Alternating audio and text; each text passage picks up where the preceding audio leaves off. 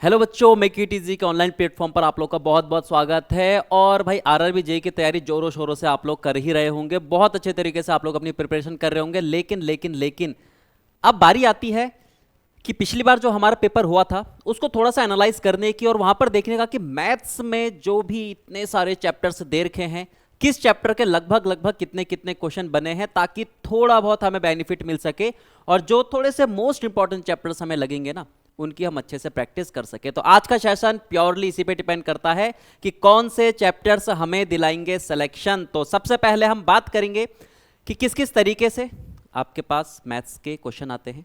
ठीक है, तो उनके लेवल की भी थोड़ा डिस्कस कर लेंगे, कितने नंबर के आपके पास आते हैं, टोटल मैथ्स के कितने क्वेश्चन आते हैं, पहले डिस्कस करते हैं। फिर उसके बाद बात करेंगे कि ये जो सारे के सारे चैप्टर्स आ रहे हैं ना, लगभग लगभग कितने कितने मार्क्स के आ रहे हैं। तो चलिए करते हैं स्टार्ट। तो सबसे पहले अगर मैं बात करता हूं मैथ्स की, तो आपको भी पता है भाई मैथ्स में क्या है कि पूरे में से पूरे नंबर आराम से लाए जा सकते हैं अगर हम कंपैरिजन किसी और सब्जेक्ट के हिसाब से करें। तो मैथ्स ऐसा है कि चीज़ें अगर आप लोग को आती हैं, लॉजिक आपके अच्छे हैं, कॉन्सेप्ट आपके अच्छे हैं, बेसिक आप लोग के स्ट्रांग है, आराम से आप लोग सारे के क्वेश्चन आराम से कर सकते हो। तो सबसे पहले अगर हम बात करते हैं कि टोटल कितने क्वेश्चन आएंगे, तो 30 क्वेश्चन किसके आएंगे, आपके मैथ्स के आएंगे। मैथ्स में आपके पास उन्होंने डिवाइड कर रखा है कि आपके पास अर्थमेटिक भी आएगी, एडवांस भी उसमें आ जाएगा। अलग अलग अगर हम इसके थोड़े से क्या कर दें, पार्ट कर दें, तो स्टैटिस्टिक्स के भी कुछ क्वेश्चन वहां पर वो दे देगा। ठीक है, एपीजीपी वो भी वैसे तो अर्थमेटिक का ही पार्ट है, लेकिन कोई नहीं, थोड़ा सा अलग लिख लेते हैं। एपीजीपी इसके भी क्वेश्चन, यानी सिलेबस में तो काफी कुछ दे रखा है। तो ये था हमारे पास मैथ्स का एक छोटा सा एनालिसिस। बाकी मैंने आपका पूरा डिटेल में बता भी रखा है, आप वीडियोस देख सकते हैं जहां पर हमने डिटेल में डिस्कस करा था मैथ्स और रीजनिंग का एक साथ। तो फिलहाल आज हम मैथ्स को ही लेकर चल रहे हैं। तो टोटल 30 क्वेश्चन हैं और हमें ये 30 में से 30 मार्क्स लाने पड़ेंगे। और अगर 30 में से 30 मार्क्स लाने हैं तो भाई स्ट्रैटेजी तो बनानी पड़ेगी। स्ट्रैटेजी बनाने के लिए सबसे बेस्ट तरीका होता है पीवाईक्यू, और वो हमारे पास आरआरबी जेईई के हैं। तो जहां से हम चीज़ें एनालाइज करके आप लोगों को बता सकते हैं और आप लोग अपनी प्रिपरेशन को एक अच्छे स्तर तक ले जा सकते हो। तो चलिए अब बात करते हैं कि मोस्ट इंपॉर्टेंट चैप्टर्स कौन कौन से हैं, किस किस चैप्टर से कितने कितने क्वेश्चन आ रहे हैं। तो ये देखिए, एक छोटा सा आंकड़ा मैंने आप लोग के लिए लाया है ताकि आप लोग की प्रिपरेशन में थोड़ी सी मेरी जो भागीदारी है वो भी आ सके। तो सबसे पहले अगर हम बात करते हैं नंबर सिस्टम के, तो भाई नंबर सिस्टम के लगभग हर पेपर में शिफ्ट वाइज आप कह सकते हो टोटल 36 पेपर आपके हुए थे, जिसमें अलग अलग शिफ्ट हुई थी। तो 2 से लेकर 3 जो क्वेश्चन है वो किसके देखने को मिले थे, नंबर सिस्टम के देखने को मिले थे। अच्छा, और आगे चलते हैं और किस किस चैप्टर के थे, सिंप्लीफिकेशन के सबसे ज्यादा 4 से लेकर कितने क्वेश्चन, 6 क्वेश्चन किसके, सिंप्लीफिकेशन के। तो जो ये छोटे छोटे चैप्टर्स है ना, एक्चुअल में यही मोस्ट इंपॉर्टेंट है। फिर अगर हम बात करते हैं टाइम एंड वर्क, इसके क्वेश्चन लगभग कितने आपके पास, 2 से 3, और बहुत ही बेसिक से क्वेश्चन। आप कोई सी भी शिफ्ट उठा लीजिए, उसमें अगर आपको क्वेश्चन दिखते हैं टाइम एंड वर्क के, तो बिल्कुल ही बेसिक क्वेश्चन थे। ठीक है, बहुत आराम से आप लोग कर सकते थे उसको। ट्रिग्नोमेट्री की बात करते हैं तो इसके लगभग हर शिफ्ट में कितने कितने क्वेश्चन देखने को मिल रहे हैं, 3 क्वेश्चन, जो डिपेंड कर रहे थे मैक्सिमम एंगल्स पे, यानी एंगल्स की वैल्यू आपको पता होनी चाहिए थी।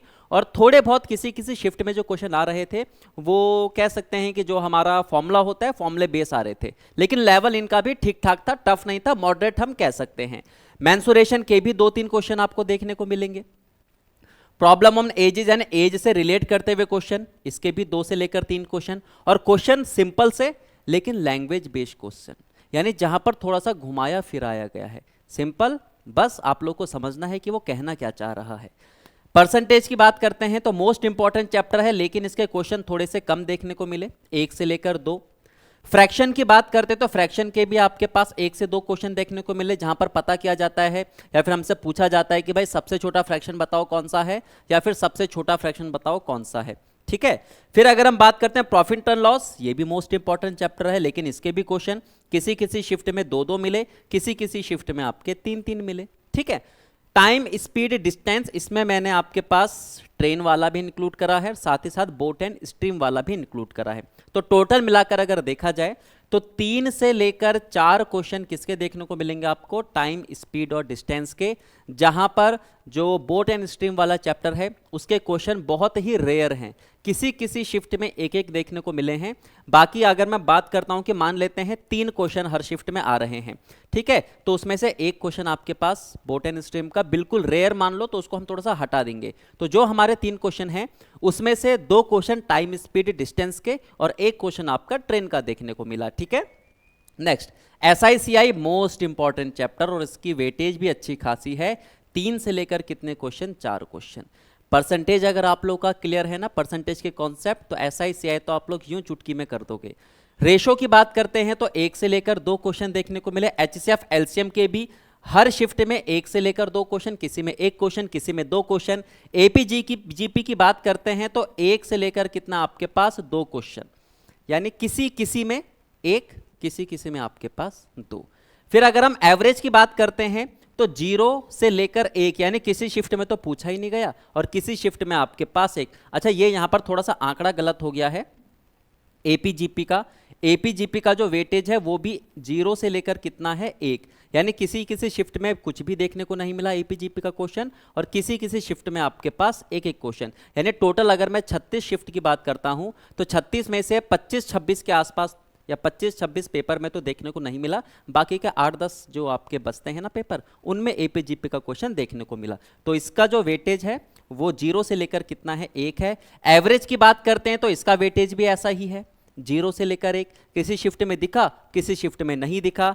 मीन मोड मीडियन स्टैटिस्टिक्स की अगर हम बात करते हैं तो 0 से लेकर 1, यानी भले ही उन्होंने दे रखा है चीज़ें आपके पास सब कुछ सिलेबस में लिखी हुई, लेकिन जो इसका पोर्शन है, जो इसके क्वेश्चन है वो थोड़े से क्या है? कम।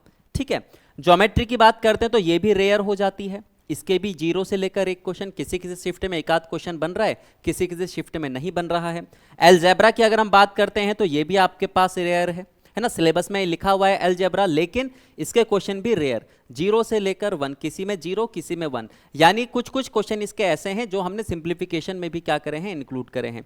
जैसे a+b का होल स्क्वायर, इससे रिलेट करता हुआ आपका अलजेब्रा में भी टॉपिक बनता है और सिंप्लीफिकेशन में भी बनता है। बाकी आपके पास एक क्वाड्रेटिक इक्वेशन होती है, उससे रिलेट करता हुआ जो क्वेश्चन है उसकी वेटेज भी कितनी है? 0 से लेकर 1, किसी में देखने को मिल रहा है, किसी में देखने को नहीं मिल रहा है। तो यहां पर हमने बात करी थी मोस्ट इंपॉर्टेंट चैप्टर्स जो ज्यादातर आ रहे हैं, जैसे कौन कौन सा है? Time speed distance SICI, simplification है, टिग्नोमेट्री है आपके पास, बाकी नंबर सिस्टम हो गया आपका, है ना, मेंसुरेशन, ये सारे के सारे मोस्ट इंपॉर्टेंट चैप्टर हैं।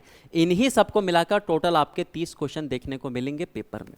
ठीक है, तो ध्यान रखना, अगर आप लोग प्रिपरेशन अपनी कर रहे हो तो थोड़ा सा इसको ध्यान में रख के करना, कौन सा चैप्टर मोस्ट इंपॉर्टेंट है उसकी प्रैक्टिस हम लोग ज़्यादा करेंगे।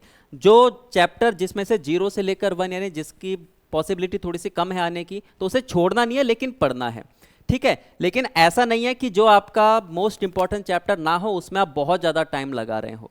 आप लोगों को स्मार्ट वर्क करना है, हार्ड वर्क तो आप लोग पहले से कर ही रहे हो, थोड़ा सा स्मार्ट वर्क आप लोगों को करना है और समझना है कि भाई कहाँ पर हम लोगों ने ज़्यादा फोकस करना है, कहाँ पर हम लोगों ने कम फोकस करना है। तो ये देखा हमने एक पूरा का पूरा टेबल, जहाँ पर पूरा RRB JEE के CBT 1 में आने वाली मैथ्स के बारे में हमने जाना कि किस चैप्टर से कितने आ रहे हैं। और सबसे इंपॉर्टेंट चीज़ मैं आपको बताता हूँ, यहाँ पे 2 पोर्शन पर अगर आप लोग इसको तोड़ोगे, अर्थमेटिक और एडवांस पोर्शन में, तो अर्थमेटिक का पोर्शन बहुत ज़्यादा है, सारे के सारे चैप्टर आप लोग देख सकते हो, मैक्सिमम जो क्वेश्चन आपके आ रहे हैं वो अर्थमेटिक वाले पोर्शन से आ रहे हैं। तो अर्थमेटिक वाला पोर्शन अगर आप लोग अपना बहुत स्ट्रांग कर लेते हो तो आराम से 30 में से 22-23 आप लोग बिल्कुल आराम से ला जाओगे, बाकी तो आपके पास छोटे मोटे आते ही रहेंगे। ठीक है, तो ये था आपके पास एक छोटा सा एनालिसिस मैथ्स का। सेम इसी तरीके से मैं रीजनिंग के भी चैप्टर्स आप लोग के सामने रखूंगा, जहां पर हम डिस्कस करेंगे कि कौन सा चैप्टर इंपॉर्टेंट है, कौन से चैप्टर पर हम लोगों ने ज़्यादा फोकस करना है, कौन से चैप्टर पर हम लोगों ने कम फोकस करना है। ठीक है, बाकी देखो प्रिपरेशन आप लोग कर ही रहे होंगे, अगर हमारे साथ जुड़कर आप लोग प्रिपरेशन करना चाहते हैं तो स्पेशल RRB JEE CBT 1-2 के लिए एक कोर्स लाया गया है जिसको आप परचेस कर सकते हैं और अपनी प्रिपरेशन को हमारे साथ आगे बढ़ा सकते हैं। ये एक फाउंडेशन बैच है, लाइव इसमें आपकी क्लासेस चलाई जा रही हैं, यानी लाइव बैच आपका है जहां पर हर एक चीज बिल्कुल बेसिक से बताई जा रही है, क्योंकि ये जो आपका एनालिसिस है ना, मैक्सिमम क्वेश्चन इसमें बिल्कुल बेसिक से हैं, जहां पर आपके अगर बेसिक स्ट्रांग है तो बहुत जल्दी आप लोग कर लोगे, वरना थोड़ा सा क्या लग जाएगा टाइम। और आपको भी पता है कि अगर किसी क्वेश्चन में हम लोग 10-15 सेकंड एक्स्ट्रा दे रहे हैं तो उस 10-15 सेकंड का मतलब क्या है, अगले क्वेश्चन के लिए उतना टाइम कम हो रहा है। तो आप लोग टाइम को जरा सा भी नज़रअंदाज नहीं कर सकते, लेकिन अगर आप लोग को टाइम बचाना है, चीज़ों को फटाफट सॉल्व करना है, तो अपने बेसिक और अपने कॉन्सेप्ट बहुत स्ट्रॉन्ग करने पड़ेंगे। तो आप अगर ये बैच परचेस करना चाहते हैं तो हमारी app make it easy mechanical download कर सकते हैं। लॉगिन रजिस्टर अगर आप लोग करोगे तो ये कोर्स आप लोग को दिख जाएगा वहाँ पर। आरआरबी जेईई के बहुत सारे कोर्स हैं, जो भी आप लोग चाहते हैं हर किसी की डिटेल वहाँ पर दे के रखेगी, है ना। और वहाँ पर कोर्स में क्या क्या चीज़ें, हर एक चीज़ वहाँ पर आपको लिखी हुई मिलेगी, तो जो आपको सूटेबल लगेगा वो आप परचेज कर सकते हैं। लेकिन अगर खास आप लोग चाहते हैं कि नॉन टेक के लिए कोई बैच हो तो ये वाला बैच आप लोग परचेज कर सकते हैं। मात्र आपको कितने का मिलेगा, 840 रुपए का। लेकिन इसके लिए MIE कूपन कोड आपको लगाना पड़ेगा और मेक इट ईजी मैकेनिकल हमारी ऐप डाउनलोड करनी पड़ेगी। तो चलिए मिलते हैं आपसे अगले सेशन में, सेम इसी तरीके से लेकर आएंगे रीजनिंग का, जहां पर हम डिस्कस करेंगे कौन से इंपॉर्टेंट है, किस पर ज़्यादा फोकस करना है, किस पे कम करना है। Okay, thank you.